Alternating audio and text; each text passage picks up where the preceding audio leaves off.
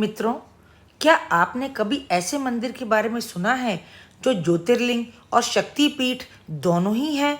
एक ऐसा पवित्र और दिव्य स्थान जहां भगवान शिव और देवी पार्वती एक साथ निवास करते हों। दोस्तों, स्टाइल विद अलका के व्लॉग्स में आपका स्वागत है। जैसा कि आप जानते ही हैं, आजकल हम आपको शिव के 12 अलग अलग ज्योतिर्लिंगों के घर बैठे दर्शन करवा रहे हैं। तो उसी श्रृंखला को आगे बढ़ाते हुए आज हम आपको शिव के दूसरे दिव्य स्वरूप, उनके दूसरे ज्योतिर्लिंग के दर्शन के लिए ले चल रहे हैं। आगे बढ़ने से पहले लेकिन हमारी आपसे प्रार्थना है, यदि आपको हमारे व्लॉग पसंद आ रहे हैं तो हमारे चैनल को सब्सक्राइब करिए और नीचे दिए गए लाइक के बटन को प्रेस करिए। भारत के सबसे दुर्लभ तीर्थों में से एक, जहां एक ही परिसर में ज्योतिर्लिंग और महाशक्तिपीठ दोनों ही विराजमान हैं। भारत का एक ऐसा ज्योतिर्लिंग जिसके दर्शन करने से भक्तों के सभी पाप और कष्ट दूर हो जाते हैं, जिसे दक्षिण का कैलाश भी माना जाता है, वह है महाशक्तिपीठ मल्लिकार्जुन। यह शिव और शक्ति के मिलन का प्रतीक है। मल्लिका का अर्थ है माता पार्वती और अर्जुन का अर्थ भगवान शिव से है। द्रविड़ शैली में बने इस विशाल मंदिर की दीवारों पर करी गई नक्काशी बस देखने ही लायक है।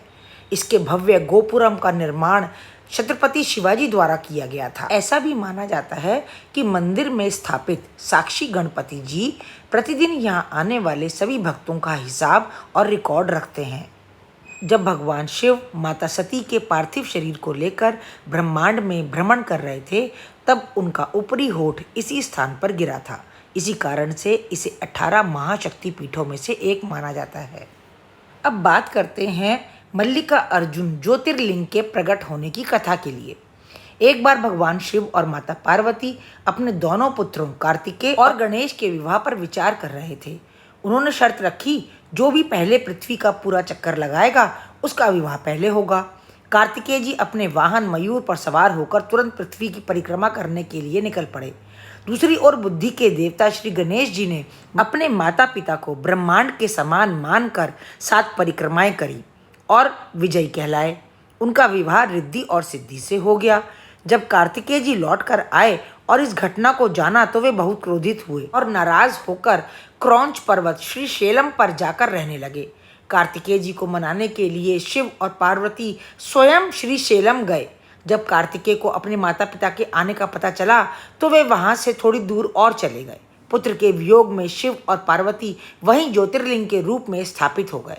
तब से भगवान शिव को अर्जुन और माता पार्वती को मल्लिका के नाम से जाना गया। मंदिर प्रतिदिन सवेरे 4:30 बजे से रात 10 बजे तक खुला रहता है।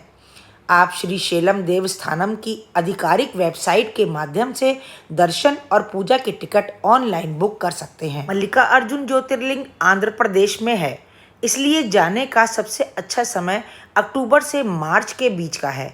इस दौरान मौसम सुहावना रहता है, जिससे आप आसानी से मंदिर के दर्शन और आसपास के क्षेत्रों की यात्रा कर सकते हैं। महाशिवरात्रि और श्रावण मास के दौरान यहाँ विशेष उत्सव होते हैं और दर्शन के लिए भारी भीड़ उमड़ती है।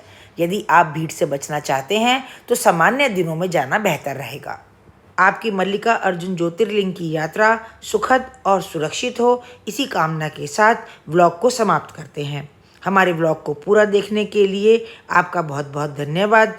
आगे व्लॉग देखने के लिए हमारे चैनल को सब्सक्राइब करें और अपने परिवार और मित्रों के साथ में इसको शेयर करें। मिलते हैं अगले व्लॉग में एक नई यात्रा पर। तब तक के लिए राम राम।